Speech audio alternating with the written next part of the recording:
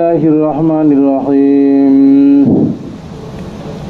পানির আলোচনা, গুরুত্বপূর্ণ আলোচনা।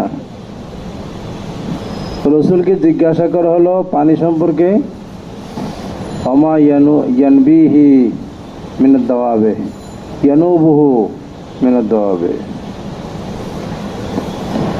পানি এবং ওই সকল চতুষ্প জন্তু একের পর এক পানির মধ্যে যায় পানি পান করতে, পেশাব করে ওখানে লাদি পরে, ওই পানি সম্পর্কে। এমনি মতলব পানি, আর যেই পানি থেকে কি করে গরু ছাগল পানি পান করে, পেশাব করে, তো ওই পানির সম্পর্কে জিজ্ঞাসা করলো।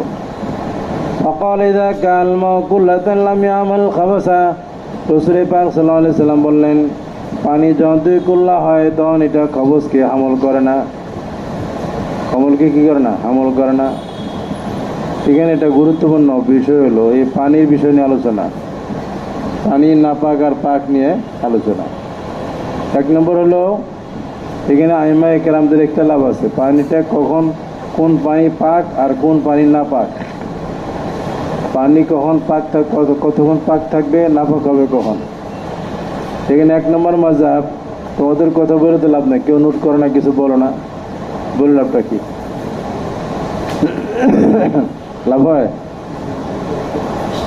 দেখ বলো। এখানে ইমাম মালিক রহমতুল্লাহ আলাইহি ওনার মাযহাব হলো যে যতক্ষণ পর্যন্ত পানির তিনটি গুণ, পানির কি রে তিনটি গুণ, রং, গন্ধ আর কি স্বাদ, রং, গন্ধ, স্বাদ, এই তিনটি গুণ যতক্ষণ পরিবর্তন না হবে ততক্ষণ পানি নাপাক হবে না। নাপাক পড়লেও পানি নাপাক হবে না যতক্ষণ পর্যন্ত এই তিন গুণের যে কোনো একটি পরিবর্তন না হবে। মালাম ইয়াতাগাইয়ার আহাদুল আওসাফি সালাসা, তিনটি গুণের একটি গুণ যতক্ষণ পরিবর্তন না হবে ততক্ষণ পর্যন্ত পানি নাপাক পড়লেও নাপাক হবে না। পানি কলিল হোক বা কাসির হোক, কম পানি হোক বা বেশি পানি হোক। এক লোটা পানির মধ্যে পেশাব পড়ে গেছে 3-4 ফোঁটা, এখন পেশাবের গন্ধ অথবা কোনো রং অথবা স্বাদ বোঝা যায় নাই, তিনটার কোনো একটা পরিবর্তন হয় নাই, তাহলে 2-3 ফোঁটা পেশাব পড়লে ওই এক লোটা পানি কি হবে না, নাপাক হবে না। একটু গু ভরে গেছে, যদি এরকম কিছু গন্ধ না পাওয়া যায়, রং না পাল্টায়, কালার না পাল্টায়, তার কোনো সমস্যা নাই। হ্যাঁ ভালো, তোমার কাছে ভালো লাগলে ভালো, সেটা আর কি। এ তো ইমাম তো বলছে একটা, ভালো না হলে উনি একজন ইমাম মানুষ বলতে পারছে নাকি? কারণ সব ভালো তো গ্রহণ করা যায়, সব ভালো গ্রহণ করা যায়, সব ভালো গ্রহণ করা যায়, সব ভালো ভালো, এ কথা তুমি ঠিক বলো নাই। ভালোকে ভালো বলতে হবে, বলো বলো কথা বলো, সব ভালো ভালো বলো, ভালো মানে তুমি ভালো বলে স্বীকার করলো, ভালোটাকে তুমি ভালো কেন বলবো না? ভালো যদি ভালো না বলো তাহলে তুমি দুষ্ট, হিংসুক। আরেকজনের ভালোকে তুমি দেখতে পারো না, আরেকজন সুন্দরকে তুমি রংটা সুন্দর, মাশাআল্লাহ, রঙের প্রশংসা করা দরকার, ভালোকে ভালো বলতে হবে। আর সব ভালোকে গ্রহণ করা যাবে না। তাই আমার কথা ঠিক আছে কিনা? স্থানকাল পাত্র অনুযায়ী কোনটা উত্তম সেটাই গ্রহণ করতে হবে। সবটাই ভালো, মাছও ভালো, গোস্ত ভালো, যাও ভালো, তারপরে তোমার এই যে কি বলে পোলাও ভালো, তোমার পেট অনুযায়ী ভালোটা গ্রহণ করতে হবে, সবটাই ভালো। ভালো ঠিক আছে ভাই, এটা আমার চলবে না ভাই, এটা আমার দূরে করবো, আমার কথা ডাল বাদ দাও, কথা ঠিক আছে কিনা? কিন্তু তুমি ভালো কিছু ভালো বলে না বলো তাহলে তুমি হিংসুক, অথবা না বুঝো, তুমি জ্ঞান নাই, জ্ঞানহীন, হিংসুক, দুইটার একটা। এই জন্য এক বুজুর্গে বলেছেন, কথাটা আমি খুব বুঝি, কারণ আমি ফিল করি তো জিন্দগিতে, ভালোকে মানুষ ভালো বলতে পারে না, এই জন্য কথাটা তোমার ধরলাম। বলছে ভালোকে ভালো বলা কষ্ট, ভালোকে ভালো বলা কি কষ্ট, মনে ছিঁড়ে যাবে তোমার। তোমার একটা ভাই ভালো কাজ করতেছে, আলহামদুলিল্লাহ মাশাআল্লাহ ভালো, মন থেকে ভালো বলাটা খুব কষ্ট, মন চাইবে না ওর ভালোটা স্বীকার করতে। না খারাপ বললাম কথা, মনের মধ্যে একটা হিংসা আছে, এখন বুঝবা না, চিন্তা করলে অনেক বুঝবা। কত বুঝে আসছে না, চিন্তার জগতে হারাই গেছো। ব্যাখ্যা অনেক লম্বা, তুমি হয়তো সাধারণ করে বলছো, আমি হাকিগত সহ দেখলাম। তাহলে ভালোকে ভালো বলা যাবে না, যাবে না? বলতে হবে জরুরি, এই তো বুঝতে পারছো। তবে সব ভালো গ্রহণ করা যাবে না, এটা কথা ঠিক আছে কিনা? হ্যাঁ, তুমি চিন্তা করতে কি করবো। যে ইমাম মালিক রহমতুল্লাহ আলাই উনি মত বললেন এটা। আর 2 নম্বর হলো আইম্মায়ে সালাসা, ইমাম মালিক রহমতুল্লাহ আলাইয়ের বাইরে পৃথিবীতে সব ভালো দুঃখে থাকে। সব ভালো কি থাকে? কিছু না কিছু দুঃখ থাকে, মন্দ থেকে দুঃখ পায়। আর মন্দ আর ভালো কাছাকাছি বাস করে। ভালোর পাশে চতুর্দিকে মন্দ, ভালোর খুশিতে থাকে, ভালো শান্তিতে নাই। এই জন্য ভালোকে যদি ভালো বলো, ভালো অনেক খুশি হবে যে আমাকে একটু মূল্য দিছে, খুশি হইলাম। আর কথা বলো না কেন? হ্যাঁ হ্যাঁ,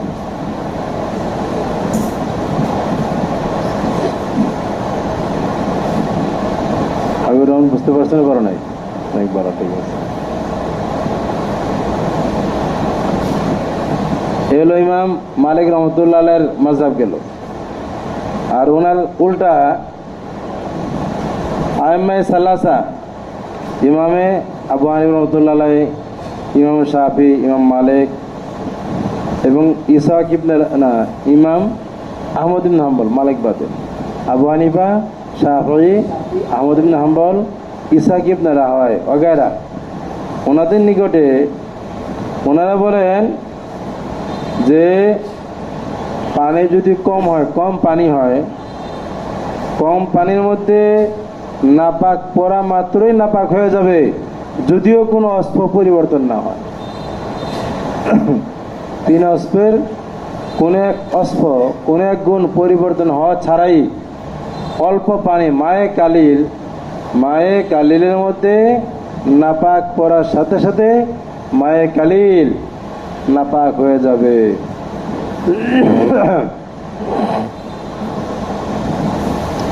আর যদি মায়ে কাসির হয়, পানি যদি বেশি পানি হয়, সেই ক্ষেত্রে ওনারা বলেন পানি নাপাক পড়লে নাপাক হবে না, যতক্ষণ তার 3 গুণে কোনো এক গুণ পরিবর্তন না হয়। আইম্মায়ে সালাসা, মালিক বাদে 3 জন রহিমাহুল্লাহ তাআলা, ইসহাক ইবনে রাহওয়ায়, ওনাদের মাযহাব হলো যে কম পানি নাপাক পড়ার দ্বারা নাপাক হয়ে যাবে, যদিও নাকি তার কোনো গুণ পরিবর্তন না হয়। তো মায়ে কাসির নাপাক পড়লে সাথে সাথে নাপাক হবে না,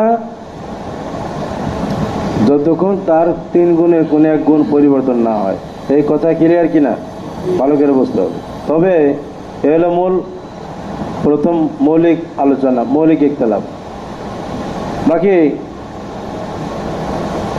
এবার ইমাম মালিক রহমতুল্লাহ দলিল, ইমাম মালিক রহমতুল্লাহ দলিল ওই বীরি বুজা, সামনের অধ্যায় একটা আসতেছে, বাবু মাজা ফি বীর বুদা, এই বীর বুদার অধ্যায়ের হাদিস হলো ইমাম মালিক রহমতুল্লাহ দলিল। হাদিসের মধ্যে আসছে, শেষের শব্দ আছে, দেখো, ক্বালা রাসূলুল্লাহ সাল্লাল্লাহু আলাইহি ওয়াসাল্লাম আল মাউ তুহুরুন ওয়ালা ইউনাজিসু শাইউন।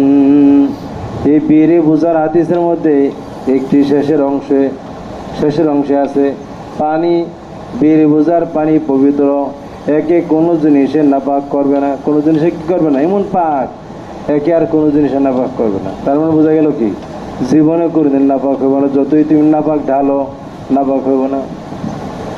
হ্যাঁ, অস্প পরিবর্তন হলে অন্য কারণে সে নাপাক হবে, তাছাড়া সহজে নাপাক হবে না। এটা দলিল কার? ইমাম মালিক রহমাতুল্লাহ। আর জমহুরের দলিল আমরা বলবো সামনের আলোচনায়, সামনে আসতেছে বাবন ফিল মায়ের রাকেত। আর এটা আমাদের তো ইজামাল কাল কুল্লাতাল্লামি আমিল খাবাসা আরো আছে। জমহুরদের মধ্যে আবার 2 ভাগ। ইমাম মালিক রহমাতুল্লাহ দলিল দিলাম, এটা জব সামনে আসবে। আর আইম্মায়ে সালাসা ওরা একমত যে পানি নাপাক পড়লে নাপাক হবে, আর কুসির পানির ক্ষেত্রে অস্প পরিবর্তন হলে তখন কি নাপাক হবে। আচ্ছা, হ্যাঁ বলবো। এখন দলিল আগে এখানে আরেকটা বিষয় পাঠ হয়ে গেছে। আবার এখানে এই আইম্মায়ে সালাসার মধ্যে আবার ইখতিলাফ হয়েছে এরা দুই গ্রুপ হয়ে গেছে, যে মায়ে কাসির এর পরিমাণ কি মেকদার নিয়ে ইখতিলাফ। মায়ে কাসিরের এখানে দলিল আমরা একসাথে বলি, ধরো যে দলিল এখানে বাবন ফিল মায়ের রাখে যে পানি দায়েম পানির মধ্যে তোমরা কি করিও না, পেশাব করিও না। দায়েম পানিতে পেশাব মানে স্থির পানি, পেশাব করিও না, গোসল করিও না। তাহলে মানা করলেন কেন? কারণ স্থির পানি বুঝে গেছে পেশাব করলে কি হয়ে যাবে, নাপাক হয়ে যাবে। তাহলে এখানে তো অস্পক পরিবর্তনের কথা বলা নাই, অস্পক পরিবর্তন ছাড়াই কি নাপাক হবে। এই জন্যই সতর্কতামূলক পেশাব করতে মানা করেছে। পাইছো অধ্যায়? পাইছো নাকি? কই দেয় দেখো না কেন বাবুন, একটা দিয়ে রাখি। কই বললাম দলিল খুলো না কেন? আরে সামনের পৃষ্ঠায়, এই যে সামনের, পাইছো? হ্যাঁ, এই যে এখানে আছে। এখানে তুমি রেখে লা ইয়াবুলুনা দুগমা ফিল মায়ে দায়েম, স্থির পানিতে তোমরা পেশাব করিও না, অথবা গোসল করি, পেশাব করে গোসল করো না, কারণ নাপাক হয়ে যাবে। তাহলে বোঝা গেল এখানে তাগিয়ের কথা নেই, পরিবর্তন ছাড়াই তো নাপাক হয়। ইমাম মালিক যে তগিরের কথা, তগির কথা নাই। আবার এই যে কুল্লাতুন হাদিস যেটা আছে, এটার মধ্যে কোনো তগিরের কথা নেই। তগিরের কথা আছে নাই? যাক, এটা সংক্ষেপ জেনে রাখো, বাকি আরো তফসিল দলিল আসবে, একবারই আসবে। এখন এই আইম্মা সালাসা পরস্পর মতের মধ্যে ইখতিলাফ হয়েছে মায়ে কাসির নিয়ে, মায়ে কালিল আর মায়ে কাসিরের পরিমাণ নিয়ে। মেকদারে কালিল, মেকদারে মায়ে কাসির কি হবে, এইটার ব্যাপারে আইম্মা সালাসা পরস্পর মতভেদ। ইমামে শাফি এবং ইমামে আহমদ ইবনে হাম্বল ওনারা দুইজন বলেন পানি যদি কুল্লাতাইন পরিমাণ হয়, অথবা কুল্লাতাইনের, কুল্লাতুন মানে বড় মটকা, আল জুররাতুল কাসির আল জুররাতুল আজিমা, তাহলে বড় মটকা 2 কুল্লা পরিমাণ বা তার চাইতে অধিক পানি হলে এটা মায়ে কাসির। আর যদি 2 কুল্লার কম হয় তাহলে এই পানিটা মায়ে কালিল। বুঝতে পারছেন? পারো নাই? এখানে আইম্মা সালাসা ওনারা বললেন যে এটা আলাদা হয়ে গেলেন ইমাম মালিক থেকে, কিন্তু ওনাদের মাঝে ইখতিলাফ মায়ে কলিল আর মায়ে কাসিরের পরিমাণের মধ্যে। ইমামে শাফি আর ইমামে আহমদ ইবনে হাম্বল দুইজন বলেন কি, যে এটা মেকদার হলো কি কলিল কাসিরের 2 কুল্লা বা তার চাইতে বেশি হলে, জায়েদ হলে এটা পানিটা মায়ে কাসির ধরা হবে। আর যদি 2 কুল্লার কম হয় মায়ে কালিল। এখানে আর এই উনি তো অনেক সময় ওনার নাম আসে আর কি, এখানে এই পয়েন্টে ওনার নাম নাই। যাই হোক,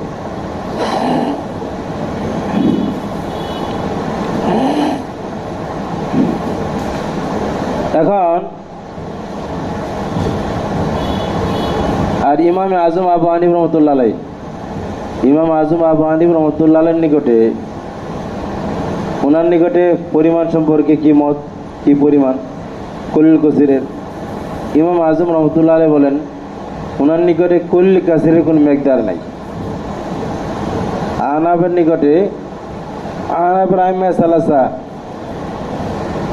আর আবু হানিফা, আবু ইউসুফ মোহাম্মদ, আহনাফের নিকটে পানির পরিমাণের ব্যাপারে কলিল কাসিরের মেকদারের জন্য কোনো পরিমাণ ধার্য নাই। পরিমাণ কি নাই?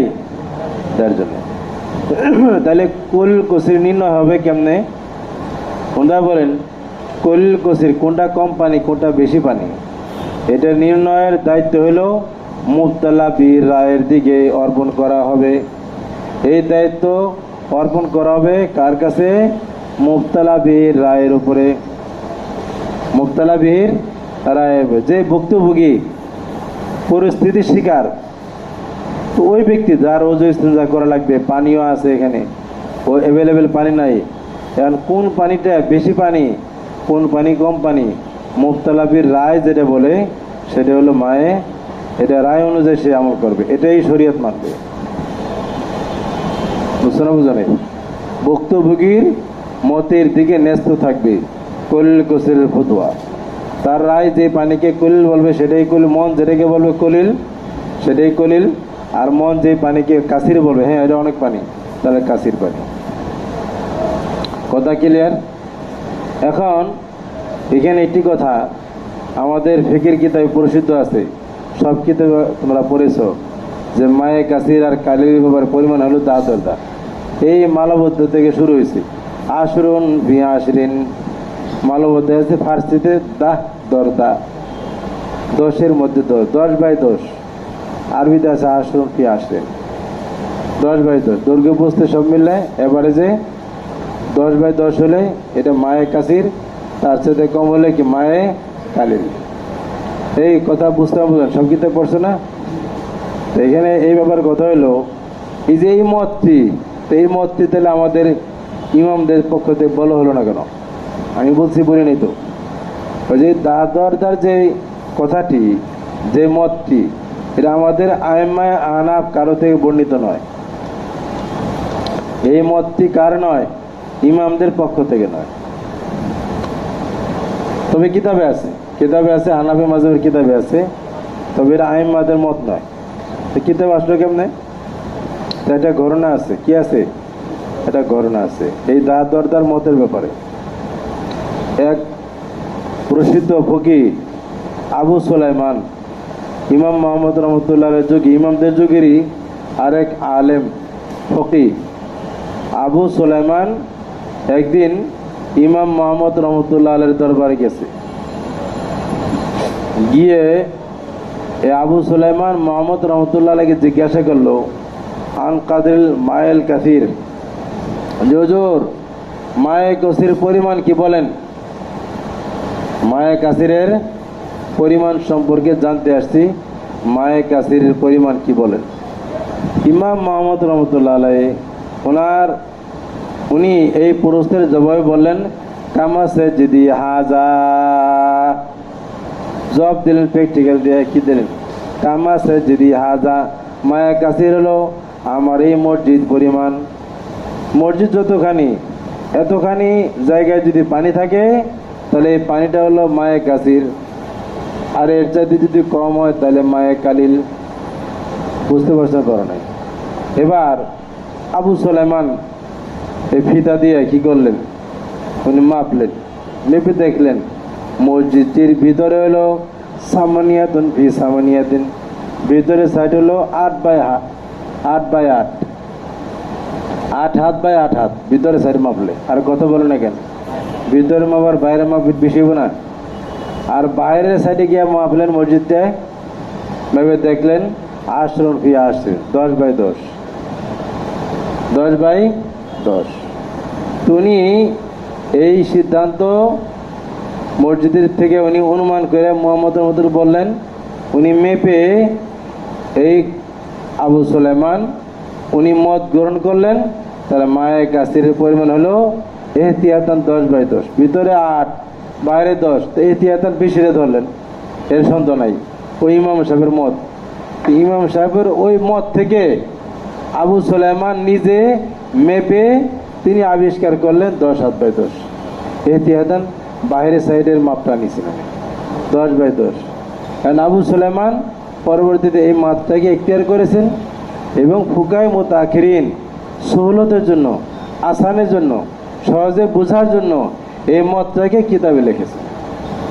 মায়ে কাসিরের পরিমাণ বুঝতে এই মত দিয়া সহজ, এই জন্য ওনারা ব্যাপকভাবে কিতাবে এই মতটি গ্রহণ করেছেন, যদিও এটা মূল ইমামদের কথা নয়। কি বলো?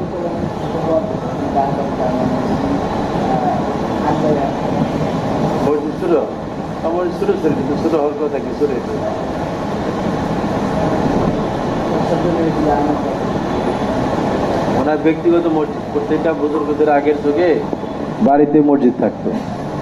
আমাদের মেয়াকুলে দেখছি আবির সবুজের বাড়ির মসজিদ, ইউসুফ সবুজের জাগির মসজিদ, ওই বাড়িতে নিজের জায়গার মধ্যে মসজিদ, ছোট মসজিদ। ছাত্ররা গিয়ে তো ওখানে কাছারি ঘর আছে, বসতে বৈঠক, মেয়াকুল থেকে পড়ায় বিকালে যাইতেন, সন্ধ্যায় উনি ওখানে বসতেন। বাড়ি কাছে, বড় বাড়ি, বাড়ি আছে ভিতরে, রাস্তা ওখানে মেন রোডের কাছে একটা জায়গার মধ্যে পুকুর আছে, মসজিদ আছে। আমরা ওখানে গিয়ে ওটা হুজুরের বাড়ির আসবে, বাইবেলদের নামাজ পড়ে, এটা মসজিদ। এই যে হুজুর বাড়ির মসজিদ, হুজুর বাড়ির মসজিদ। এই জন্য কাউকে বাড়ির তৌফিক দান করে, একটা মসজিদ বানাবো, যে হুজুর বাড়ির মসজিদ, হুজুর বাড়ির মাদ্রাসা, এটা দরকার।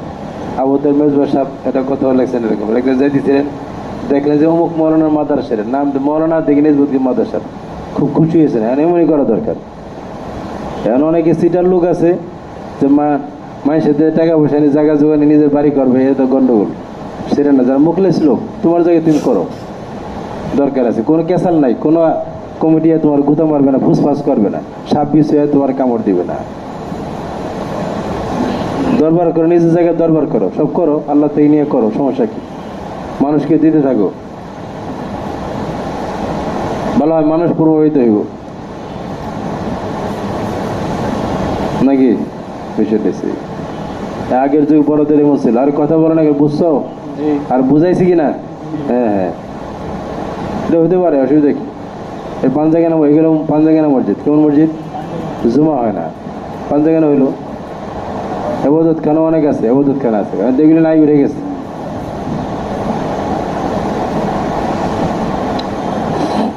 যাই হোক, গ্রামের মসজিদে গিয়ে হুজুরে গিয়ে খুশি করে বেদাত কদ্দুর করতে হবে, আবার বেদাত নিয়ে নানান বেজালে পড়তে হবে, এটা আছে। কোন মসজিদে বেদাত নেই? সব মসজিদে বেদাত আছে। বেদাত মুক্ত মসজিদ পাবে কি? তুমি মসজিদে বানাইতে পারলে বেদাত মুক্ত করতে পারবে। আমি নিয়াত করছি ইনশাআল্লাহ, মসজিদেরটা যদি আল্লাহ তৌফিক দেয়, ওটার ক্ষতি আমি হব। দরবার বানায় দরবার ব্যবস্থাতে হবো, হয়েছি। এখন মসজিদ বানায় মসজিদে ক্ষতি হবো, যারা ওদেরকে তৈরি করে মুসল্লি সবগুলি ওই হেদায়েত প্রাপ্ত হওয়ার চেষ্টা করবে। মুসল্লি অরিজিনাল মুসল্লি হবো, ডুপ্লিকেট থাকবে না তখন কেউ। ওদের বুদ্ধির দরকার, টাকাও দরকার নেই। টাকা দান ব্যবসা থাকবে, মসজিদে দিয়ে যাবে হেদায়েতের উদ্দেশ্যে, মুক্তির উদ্দেশ্যে। এই মসজিদ মুশকিল গোসা মসজিদ, যেটা দিয়ে যায় তো মুশকিল সমাধান হয়ে যাবে। দান্দা করা লাগবে কেন?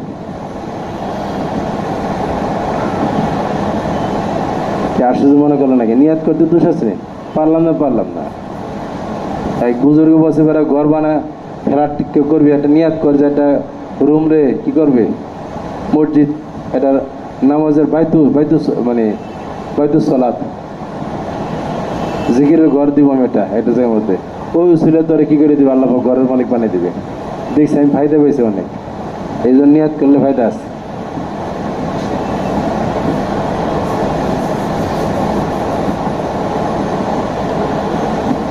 কিছু নতুন ছাত্র আছে, ওরা আমার সাথে মানে অনেক রাগ, শুরুর থেকে ওরা ওই যে রাগের পিছনে বসে রয়েছে, কি যে করে, মানে আমি মুনাসিবত কায়েম করতে পারলাম না। আগেও ঘুমাইতেছে, কেমন জানি বিরক্ত, খুবই টেনশনে। মানে এখনো তোমাদের সাথে একটা মুনাসিবত হয়নি আমার মন মানসিকতা যেমনই থাকুক, তারপরে তো কাজ করতে আসছি, এটা স্পিরিট নিয়ে কাজ করি, চেষ্টা করি, আমাকে কেউ বুঝুক না বুঝুক, তারপরে কাজটা যদি আন্তরিক সাথে হয় ভালো হয়, যাই পড়াইলাম। কিন্তু সেটিং হচ্ছে না, মানে আপন হয় নাই।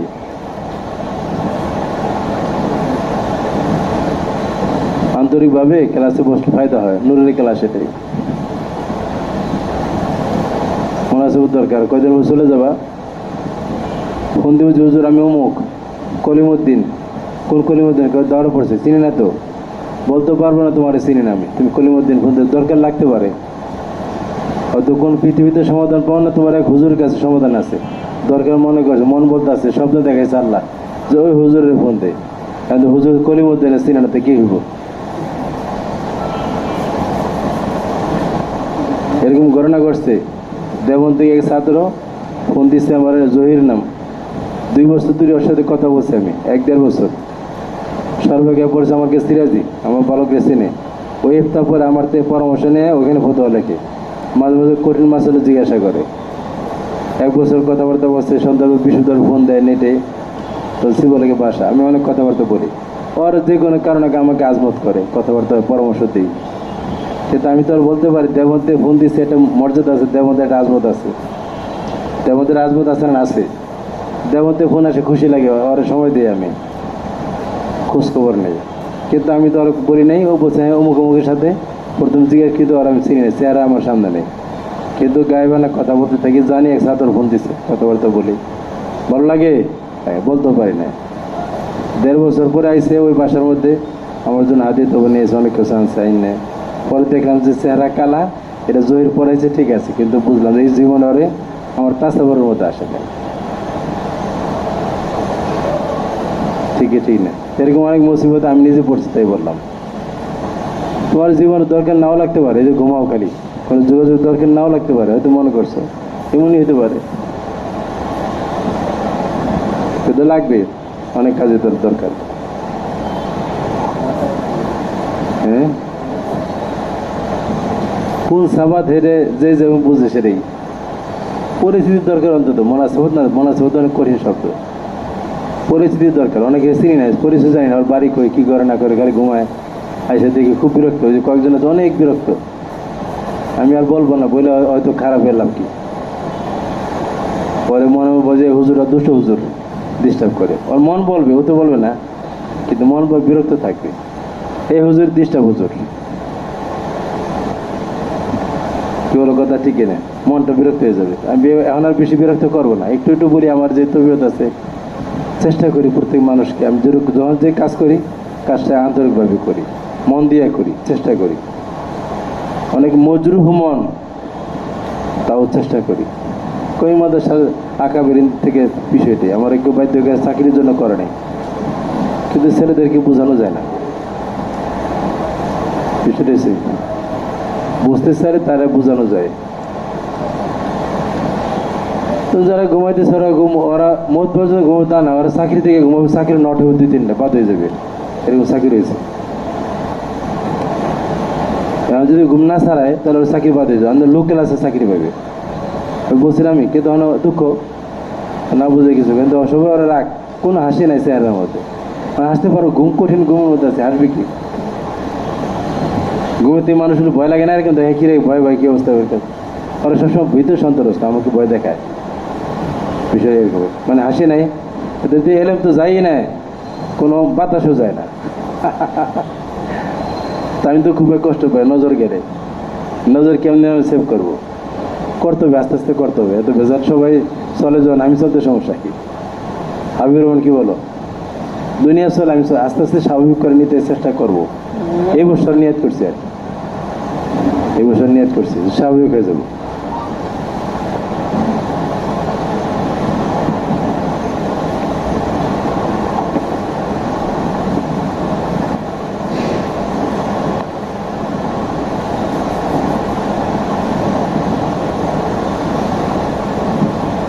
তাহলে কি হলো, কথা কোন থেকে গেলাম আমরা?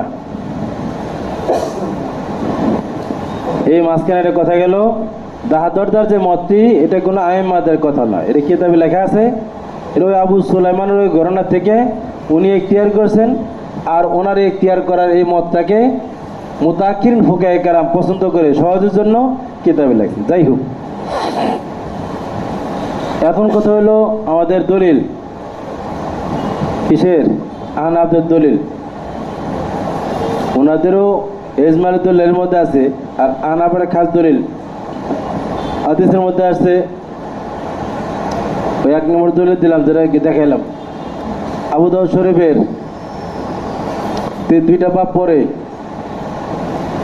পরে দেখো, বাবুল বলে ফিল মায়ের রাখে, এই হাদিস এখানে আছে, পাইছো নাকি?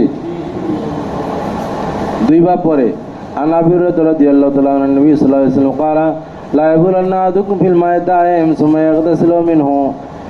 দাইম মানে স্থির পানি, জারি না, চলমান পানি না, স্থির পানিতে তোমরা কেউ পেশাব করিও না, অতঃপর তোমরা গোসল করো। পেশাব করে গোসল করো এমন কাজ করিও না, কারণ পেশাব করে নাপাক হবে। তাহলে বোঝা গেল কি হয়, আদে আওসা পরিবর্তন ছাড়াই নাপাক হয়। এটা ওই যে মালিক রহমতুল্লাহের বিপক্ষে দলিল হয়ে গেল, এটা আমাদের, এটা আম দলিল। এটা কি রে? আম দলিল।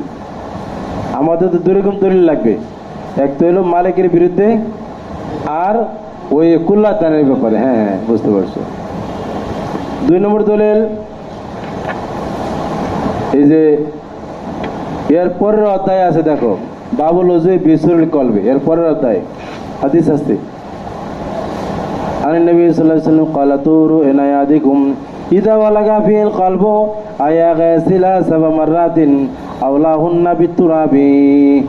যদি কোনো পাক বর্তন এর মধ্যে যদি কুকুরে কি করে চাটে, মুখ দেয়, তাহলে ওই বর্তন নাপাক হয়ে গেছে, ওটাকে 7 বার দিতে হবে। প্রথমবার মাটিতে দিতে হবে।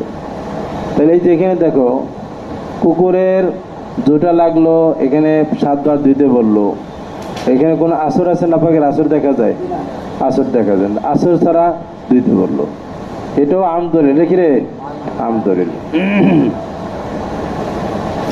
বাকি এখানে খাস দলিল বলা যাবে, কারণ এখানে কুল্লা দানের কথা উল্লেখ নেই, কি নাই?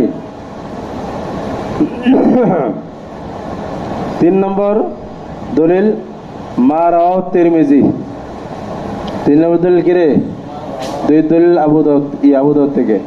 এটা একটা মা রাকাতুল আরা মাসালা, এটা অনেক প্রসিদ্ধ একটি মতভেদপূর্ণ বহস। 3 নম্বর দলিল মা রাওয়াহ তিরমিজি বাবু মা জাআ ইযা ইস্তাইকাযা আহাদুকুম মিন মানামিহি। বাবু মা জাআ ইযা ইস্তাইকাযা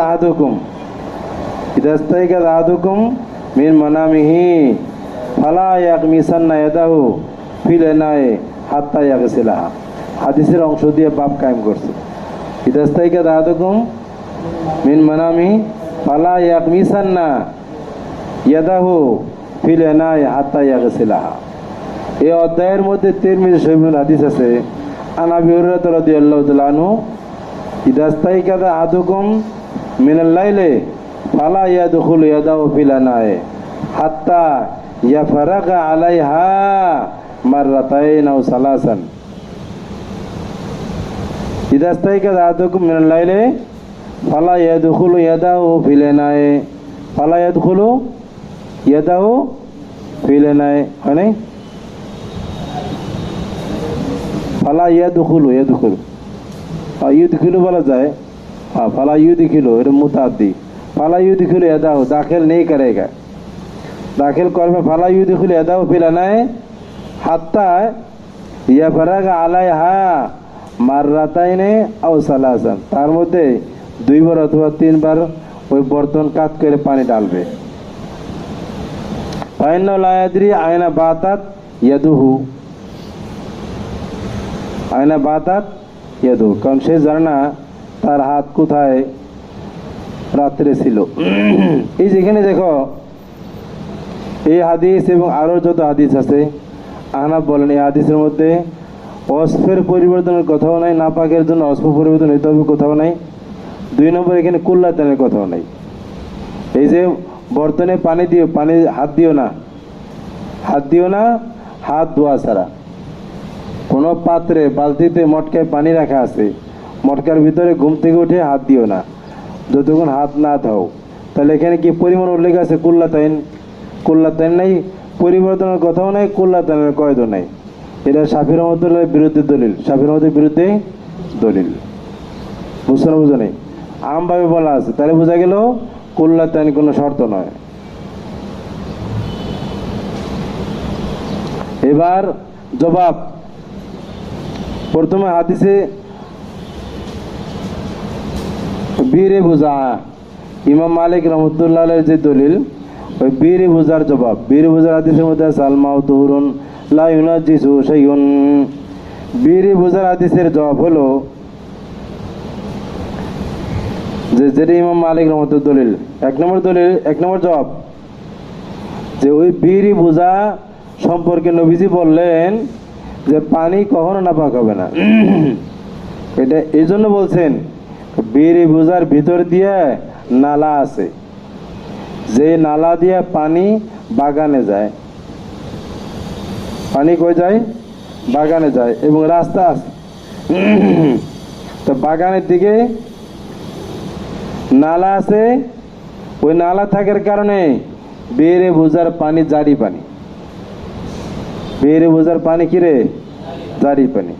জারি পানি যেহেতু, কাজী ফাঁকা না হুকম মাইহা হুকম মাইলান হার, কাজী এই কূপের পানির হুকুম হবে নদীর পানির হুকুম। নদীর পানি যেরকম নাপাক পড়লে নাপাক হয় না, এর নাপাক পড়লে নাপাক হবে না, জারি পানির হুকুম। এই জন্য নবীজি ওরকম বলেছেন। এই বুঝছো না? বুঝো নাই? 1 নম্বর জবাব। 2 নম্বর জবাব, এই 1 নম্বর জবাবও এরা তহাবি শরীফ উনি নকল করেছে, তহাবি শরীফের মধ্যে। দুই নম্বর জবাব মা কালা তাহাবি, ইমামে তাহাবি রহমতুল্লাহ আলাই এই জবাব দিয়েছেন। সেটা হলো, বলে যে যেখানে নবীজিকে পানি সম্পর্কে জিজ্ঞাসা করা হয়েছে, বীর বুজার হাদিসে পানি সম্পর্কে সওয়াল করা হয়েছে যে এই বীর বুজার পানি দিয়ে আমরা উজু করবো কি করবো না, এখানে ময়লা আবর্জনা পড়ে, এবং নবীজি জবাব দিলেন যে পানি নাপাক হয় না, কাজী তোমরা পবিত্রতা হাসিল করতে পারবে। এই যে সওয়াল জবাব বেড়ে বোঝা সম্পর্কে, নবীজির কাছে সওয়াল আর নবীজির জবাব দেওয়াটা, এটা হয়েছে হইল কুয়ার থেকে নাপাক বের করার পরে। এই সওয়াল জবাবটা কখন হয়েছে? বেড়ে বোঝার ভিতর নাপাক ছিল, সব নাপাক বের করার পরে এই সওয়াল করা হয়েছে। তখন নবীজি জবাব দিয়েছেন নাপাক বের করা হয়েছে, এখন আর এই বেড়ে বোঝাকে কোনো জিনিসের নাপাক করবে না, এখন পবিত্র। বুঝছো না? বুঝো নাই? বাদাল খুরুজ, এই সওয়াল জবাব বাদা খুরুজের নাজাসাত। কাজী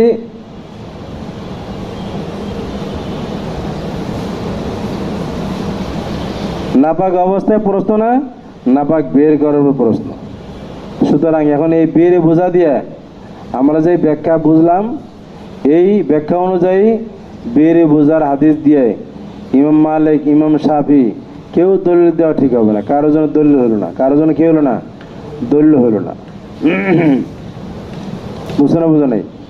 3 নম্বর জবাব যেটা বলেছেন ইবনে উমাম রহমতুল্লাহ লিখেছেন, জগৎ বিখ্যাত ফকিহ, উনি মুস্তাহিদ হযরত আল্লামা ইবনে উমাম রহমতুল্লাহ বলেন যে আলমাউ তহুরুন, হাদিসে বের বোঝার হাদিসে আলমাউ যে তহুরুন আছে, আলিফ লাম আদে খারিজি, আলিফ লাম আদে খারিজি। তাহলে খাস পানি, খাস পানি কোনটা? এখানে খাস পানি বলতে জারি পানি, বের বোঝার পানি জারি, অথবা নাপাক বের করার পরে যে খাস পানি, নাপাক বের করার পরে খাস পানি, অথবা বের বোঝার জারি পানি, এটা পবিত্র। যে কোনো পানি পবিত্র, এটাই হাদিসে বোঝানো হয় নাই। বুঝছো না? বুঝো নাই? এইগুলো কয় জবাব? 3 জবাব। 4 নম্বর জবাব আবু নসর বাগদাদি বলেন, আবু নসর বাগদাদি বলেন যে নবী যেখানে বলেন যে পানি পবিত্র, এই পানিকে কোনো জিনিসের নাপাক করবে না, বলে যে এই কথাটা নাপাক দূর করার পরে সাহাবায়ে কেরামদের নবীজি বলেছেন ছন্দ দূর করার জন্য। কি দূর করার জন্য? এতদিন নাপাক ছিল, সাহাবাদের মনে সন্দেহ থাকতে পারে যে এতদিন নাপাক ছিল, এটা কেমনে, আমার অনেক পানি উঠানো হয়েছে, নাপাক কুয়াকে পবিত্র করার জন্য যেই পরিমাণ পানি উঠানো দরকার, এই পরিমাণ পানি উঠানো হয়েছে, নাপাক উঠানো হয়েছে, এখন পাক হয়ে গেছে। তারপরে সাহাবার মনে প্রশ্ন থাকতে পারে এটা কি পাক না নাপাক, এই প্রশ্ন দূর করার জন্য হাদিসে নবীজি বললেন যে এখন পানি পাক, একে আর কোনো কিছুতে নাপাক করবে না। এইগুলো 4 নম্বর জবাব। 5 নম্বর জবাব, এই হাদিসে বেরে বোঝায় মুস্তরব হাদিস। কি হাদিস? মুস্তরব। রিওয়ায়াতের মধ্যে কি আছে? ইখতিলাফ আছে। এই জন্য এই হাদিস কাবিলে এহতেজাজ নয়, কাবিলে এহতেজাজ নয়। এখন ইস্তেরাব কেমনে, এর কথা সময় লাগবে। মোটামুটি আমাদের বয়স হয়েছে, আরও জবাব আছে। এবার ওই শাফিওয়ালাদের কুল্লাতানের হাদিসের জবাব দেওয়া লাগবে।